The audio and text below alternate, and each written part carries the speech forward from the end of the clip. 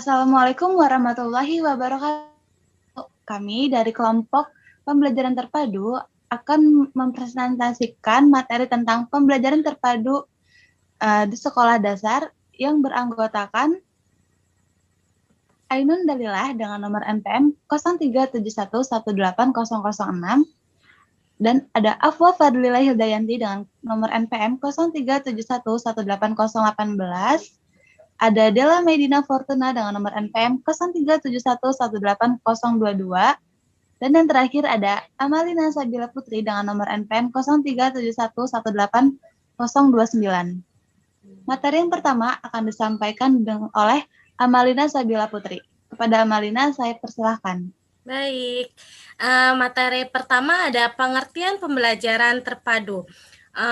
Pembelajaran terpadu dapat diartikan menjadi 4. Yang pertama ada pembelajaran dari suatu tema tertentu sebagai pusat perhatian yang digunakan untuk memahami gejala-gejala dan konsep lain. Dan yang kedua ada suatu pendekatan pembelajaran yang menghubungkan berbagai bidang studi yang mencerminkan dunia nyata di sekeliling dan dalam rentang kemampuan dan perkembangan anak. Dan yang ketiga, ada cara mengembangkan pengetahuan dan keterampilan anak secara simultan.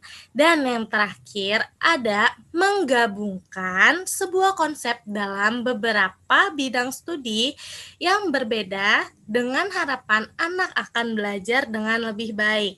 Selanjutnya ada pembelajaran terpadu berdasarkan penelitian. Ada berorientasi pada praktek pembelajaran yang sesuai dengan kebutuhan perkembangan anak. Pendekatan ini berasal dari teori pembelajaran sebagai dasar pembentukan pengetahuan dan struktur intelektual anak. Tema-tema yang dipilih akan dikembangkan guru bersama. Dan yang terakhir, tujuan dari tema ini bukan untuk literasi bidang studi. Selanjutnya ada materi yang akan disampaikan oleh Afwa Fadlila. Untuk Afwa Fadlila, dipersilakan. Terima kasih, Bila. Di sini saya akan membacakan tentang penerapan pembelajaran terpadu.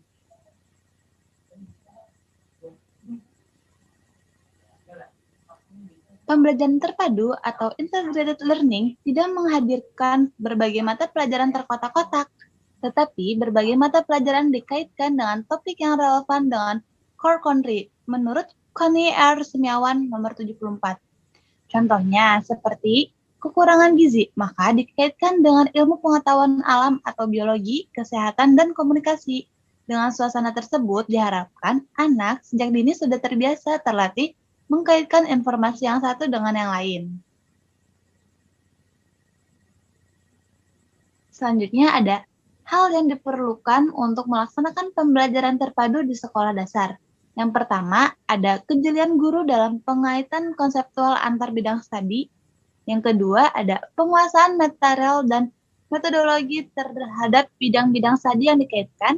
Dan yang ketiga, wawasan kependidikan.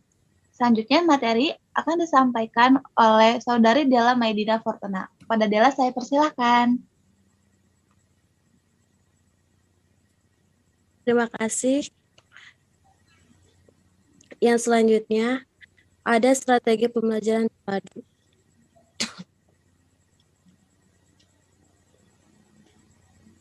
Yang pertama, integrasi melalui pemanduan peserta didik. Caranya memadukan beberapa kelas menjadi satu kelas. Misalnya kelas 1 dan kelas 2 SD diajar matematika bersama. Yang kedua, ada integrasi materi atau mata pelajaran. Cara ini biasa dilakukan dengan memadukan tema-tema, misalnya dalam kegiatan pembelajaran peserta didik, belajar mata pelajaran IPA, matematika, dan IPS.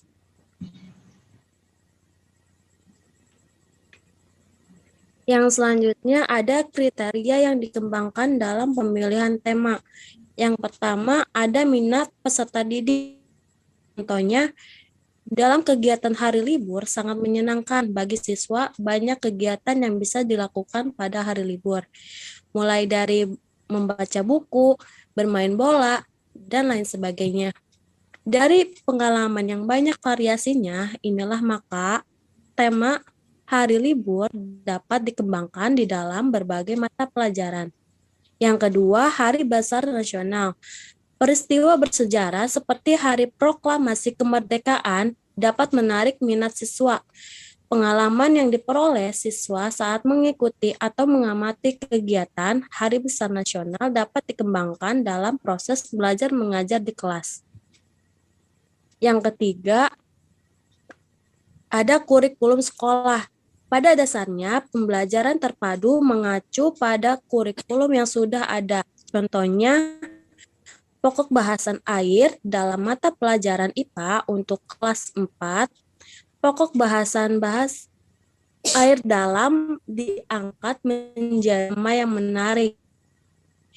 Kemudian tema tersebut dapat dikembangkan melalui serangkaian kegiatan pembelajaran. Semisalnya ada anak-anak untuk melakukan praktikum untuk membuktikan sifat-sifat air yang biasa dijumpai dalam kehidupan sehari-hari. Yang keempat, pengetahuan peserta didik yang lebih tinggi. Perlu diingat bahwa pembelajaran terpadu bisa terjadi antar kelas rendah dan kelas tinggi. Satu tema bisa terkait antar materi maupun pokok bahasan kelas 1, kelas 2, dan kelas 3. Yang selanjutnya akan dibacakan oleh saudari untuk Ainun Dalilah, dipersilakan. Terima kasih, Dela. Di sini saya akan menjelaskan 2 poin terakhir dalam materi ini. Pelaksanaan pembelajaran terpadu di sekolah dasar. Hal yang diperlukan untuk melaksanakan pembelajaran terpadu. Yang pertama, ada perencanaan pembelajaran terpadu, merupakan rangkaian yang memuat dan kegiatan pembelajaran yang bersifat menyeluruh dan sistematis. Contohnya, pemilihan tema, kontrak pembelajaran. Yang kedua, pelaksanaan pembelajaran terpadu dan evaluasi. Yang pertama, ada aktivitas peserta didik dapat berupa pengumpulan informasi, membaca sumber, pengamatan lapangan, pengolahan informasi, dan penyusunan laporan. Yang kedua, ada kulminasi atau sharing dalam bentuk penilaian proses, yaitu penyajian laporan, diskusi, dan evaluasi.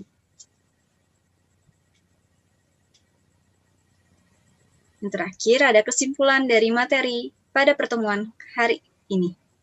Pembelajaran terpadu di SD sudah dikenal sejak KTSP di kelas 1 dan kelas 3, namun pengaplikasiannya masih di beberapa sekolah saja. Pada pembelajaran terpadu, peserta didik dapat memanfaatkan keterampilannya yang dikembangkan di pelajaran.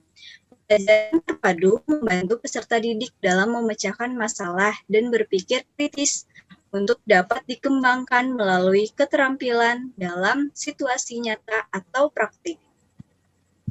Itu sesuai dengan karakteristik pembelajaran terpadu. Salah satunya adalah berpusat pada siswa.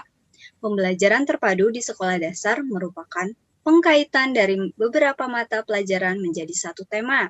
Dengan begitu, guru dapat mengasah kreativitasnya dalam menggabungkan materi yang lebih luas lagi. Cukup sekian presentasi dari kelompok kami. Kurang lebihnya mohon maaf. Wassalamualaikum warahmatullahi wabarakatuh. Waalaikumsalam warahmatullahi wabarakatuh.